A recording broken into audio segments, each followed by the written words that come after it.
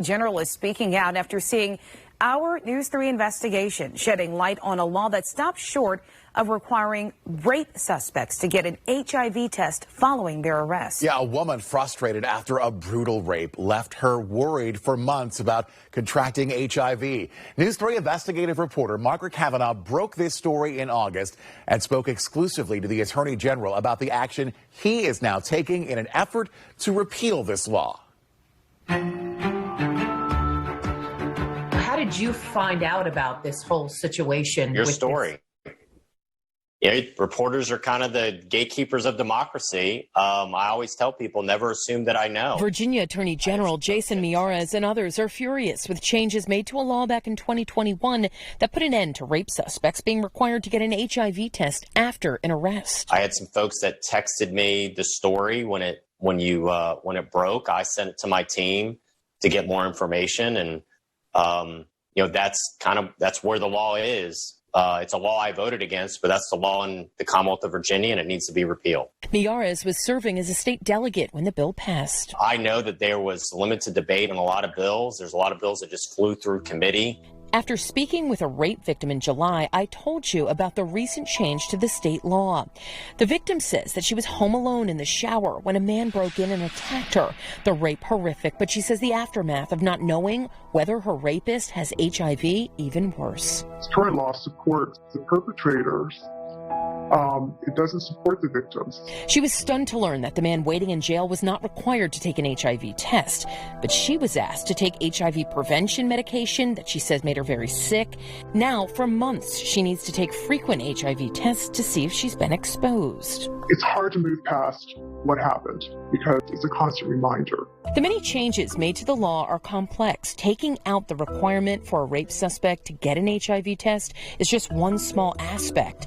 The new language in the bill focuses on all sexually transmitted infections instead of just HIV, hepatitis, and syphilis for certain legal issues. For example, anyone diagnosed with an STI with the intent to infect someone can be charged with a felony.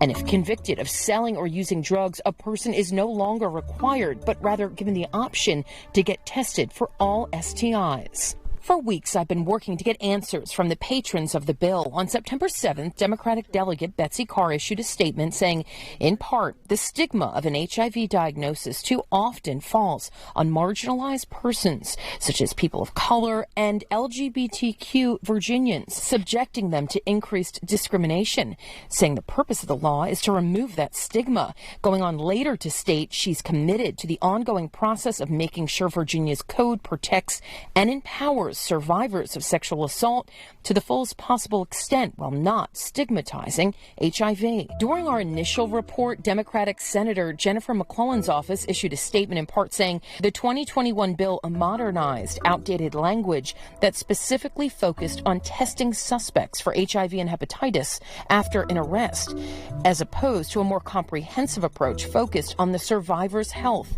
in the immediate aftermath of the assault. This is an example of putting the rights of the defendant and the felon above the rights of the victim. The victim in this case says she feels helpless, hopeless, and shocked. I just feel very disenfranchised by our government. Miyares says he's in discussions with lawmakers to try to get the current law repealed. So that really does put some wind in my sails, and hopefully this will be changed because it shouldn't be a right or left issue. Senator Locke out of Hampton did not provide us with any information about the changes made to the bill that she sponsored.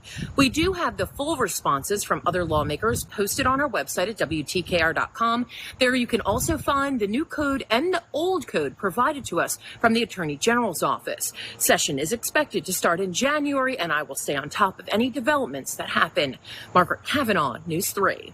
Margaret and the team of investigators getting results. If you are a victim of sexual assault and need help, there are resources available. The Virginia Sexual Assault Hotline phone number is on your screen. It's 800-838-8238. You can also text the hotline. The number for that is on your screen as well. No need to rush to try to copy this down.